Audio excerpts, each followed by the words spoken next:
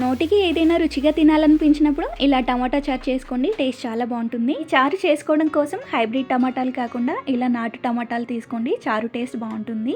1/2 kilo టమాటాలని పెద్ద ముక్కలుగా కట్ చేసుకుని ఒక గిన్నెలో వేసుకోవాలి. అలాగే 2 కట్ చేసుకున్న పచ్చిమిర్చి, 1/2 టీ స్పూన్ పసుపు, కొన్ని వాటర్ పోసుకొని మూత పెట్టి ఉడికించుకోవాలి. టమాటాలు ఇలా మెత్తగా ఉడికిన తర్వాత స్టవ్ ఆఫ్ చేసి చల్లారనివ్వాలి. టమాటాలని మెత్తగా మెదుపుకొని పైన ఉన్న పొట్టును తీసేయాలి. పచ్చిమిర్చిని కూడా సపరేట్ గా పక్కన పెట్టుకోవాలి. ఈ టమాటాలు చాలా పుల్లగా ఉంటాయి, అందుకే చింతపండు వేయలేదు. స్టవ్ ఆన్ చేసి కడాయి పెట్టుకొని 1 టేబుల్ స్పూన్ ఆయిల్ వేసుకోవాలి. ఆయిల్ హీట్ అయిన తర్వాత 1/2 టీ స్పూన్ ఆవాలు, 1/2 టీ స్పూన్ జీలకర్ర వేసుకొని అవి కొంచెం ఫ్రై అయిన తర్వాత ఒక మీడియం సైజ్ ఆనియన్ ని కట్ చేసుకొని వేసుకోవాలి. 2 ఎండుమిర్చి వేసుకొని ఫ్రై చేసుకున్న తర్వాత 1/2 టీ స్పూన్ పసుపు, 1 టీ స్పూన్ అల్లం వెల్లుల్లి పేస్ట్, 1/2 టీ స్పూన్ మెంతి పొడి, 1/2 టీ స్పూన్ మిరియాల పొడి, కొంచెం ఇంగు వేసుకొని పోపును 1 నిమిషం పాటు ఫ్రై చేసుకున్న తర్వాత ముందుగా రెడీ చేసుకున్న టమాటా చారు పోసి పచ్చిమిర్చి ముక్కలు కూడా వేసి కొన్ని వాటర్ పోసుకొని కలుపుకోవాలి. ఇప్పుడు రుచికి తగినంత ఉప్పు, కొంచెం కొత్తిమీర వేసుకొని కలుపుకోవాలి. 5 నిమిషాల తర్వాత చారు ఇలా మరుగుతున్నప్పుడు చిటికెడు మిరియాల పొడి, కొంచెం కొత్తిమీర వేసుకొని అంతా కలిసేలా కలుపుకొని స్టవ్ ఆఫ్ చేసుకోవాలి. అంతేనండి, ఎంతో టేస్టీగా ఉండే టమాటా చారు రెడీ.